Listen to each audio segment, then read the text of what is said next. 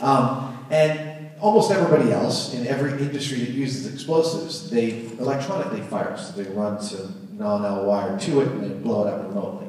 But these guys, there's no way to do that in the mountains of Telluride. So they put a duffel bag in the helicopter with 300 pounds of high explosives. And I was sitting on the duffel bag. And the guy's saying, hand me light a 5-pounder and hand it to me. I light the 5-pounder, I hand it to him. He chucks it out the little window in the door of the helicopter. And we're flying over the most impossible scenery. It is Telluride, it's 11,000 feet elevation, and everything looks like a National Geographic show opening. It's like huge vistas of snow and mountains, and the helicopter pilots are having fun trying to make me sick by flying right up to the mountains and then diving down them. And the smell of diesel fuel and the smell of the fuses of the cast boosters is intense, and they take me on an especially long ride. I rode around with them for 90 minutes. Standard ride is like 40. And I didn't get sick. But at one point he says, hand me a 10-pounder. So we taped 2 5-pounders together, and I go, that's not going to fit out the window. And he goes, now hold the door open. So I'm pushing the door open, and he's chucking it out. And then we're hovering there, and we watch it blow up, and we watch an avalanche start. Totally insane. Again, I figured if this does go up, I'm never going to know. The next day was the only time I've ever lit up the sensors at an airport security crossing. They do this. They're like, oh, no. They look at me like, oh, we're going to swab you. And they swabbed my shoes and went, beep. And I said, have you been using explosives recently? And I said, yes. And they were like, okay.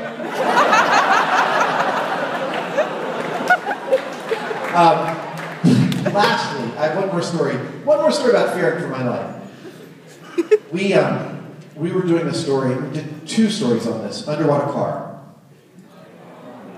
which I know is most people's worst phobia, being in a car as it goes underwater. So we did it in a swimming pool about 7 years ago, and we just dropped the car to the swimming pool while I was in it. I'm very competent in the water, I can hold my breath for 2 minutes, and you know, I got out, it wasn't much of a big deal. A lot of people found the episode very upsetting, very intense, because it is such a common phobia.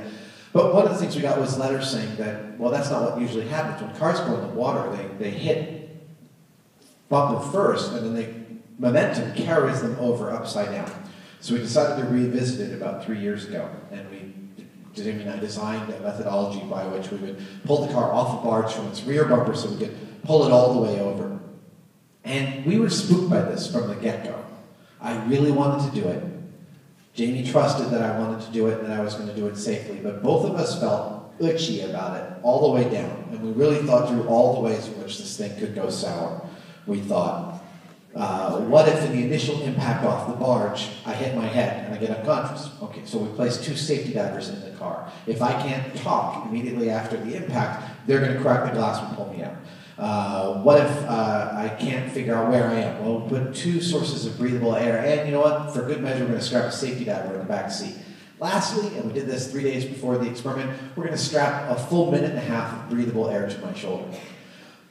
We thought through all the ways in which this could go wrong, all the ways things could get tangled and complicate things. And in the end, the experiment worked exactly as we wanted it to. The car settled upside down perfectly, but several things happened that we didn't expect. One is that as I was moving around the inside of the car, it took a full minute to sink. It was lurching right side up and upside down a couple of times, which was disconcerting. And knowing my job, I kept on finding the camera that was above water and narrating to it. But eventually, it starts to sink, and it sinks on a curve, right? It's not linear. It sinks slow, and then fast, and then really fast. So as it's sinking really fast, I'm trying to hyperventilate very quickly. And take a really deep breath, and bang, you go under.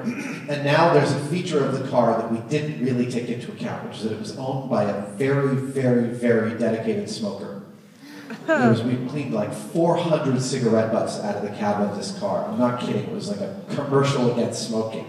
And the moment the car filled with water, the water was brown and milky. I couldn't see anything. My safety diver couldn't see anything. And the 2 safety divers outside the car couldn't see in the car. I wasn't concerned with that for the immediate time. I was just concerned with finding the handle on the door and seeing if I could open it. I found the handle on the door, at that point, I realized I really didn't know whether the car was upright or upside down. So I tried the handle on the door. No, it's not opening. I try my foot against it. I'm not even sure I'm holding onto the handle. Okay, I'm starting to run out of breath. I reach up to see if there's still an air pocket. There isn't. And it's about 45, 55 seconds. I'm thinking, okay, it's time to give it up. All right, let me get my breathable air. So I grab the cylinder off my shoulder and I take a breath. Then I reach my hand out. My safety diver's right about where you are. And he sees my hand, which is great. He's stuck in his seat, but he's got a knife and he's slowly working to cut himself out of the seat. He sees my hand and he does what he's supposed to do. He puts a regulator in my hand. I take the regulator and I put it in my mouth, upside down. If you're a scuba diver, an upside down regulator will give you air, but it gives you a lot of water as well. So I took that breath with a ton of water and, hold on. One of the things I've learned about myself in the course of doing Mythbusters is that I don't panic. When things get to the quick like that, like I said, I get calmer, I get cooler. But I now know where the line for me is. And it's in that moment that I took that breath full of water, I went, and my heart rate probably went through the roof, and I stopped and I thought, people who are calm and methodical live, and people who panic die. What do I need to do? Oh, it's really simple. I need to pull the regulator out of my mouth, which, by the way, is the last freaking thing you want to do in the world in your brain. Your body does not want to pull the regulator out. I need to turn it around, put it back in, purge it, and take a deep breath. And I forced myself to do that. I took a nice, clean breath. I gave an okay symbol to all the windows so the safety divers could see, and the experiment went on just fine. But to this day, my mom is not allowed to watch that episode. It would kill her. Is there anyone, including explosives, that went horribly wrong? Well, there was this cannon episode. We've had a couple of wake-up calls. Luckily, the greatest injuries we've had on the set are about 20 or 30 stitches, most of them mine. Most of them in my left hand, because I'm always holding the tool in the right hand. And a couple of broken fingers from moving around safety equipment. Ironic, right? It's the blast shield panels we use are 140 pounds apiece, and they've pulled one person's back and they've broken two guys' fingers. Early on in the first season, we did this story called Tree Cannon, in which we built a working cannon out of a tree stump. And in the myth, the cannon didn't work, it actually blew up. So even after we got it to work, we figured we had to blow it up. This is the first time we blew up anything. We had never blown something up before, like for reals. And we had a pyrotechnician. He was able to have the black powder. He had permission to use black powder. Well, he's licensed by the state of California. So we say to him, how much black powder are you allowed to light at once? He says, 5 pounds. We say, 5 pounds it is, my good man. Pour it in that barrel there. Then we'll tamp it down with a big plug of aluminum. And we did it, and we said to him, where are you going to stand? Where should we stand? He said, well, I'm going to stand 200 feet over that way. And we said, great, we're going to stand 300 feet over this way. Now this cannon, the log itself that made up the cannon was like 200 pounds. It's sitting on a bunch of railroad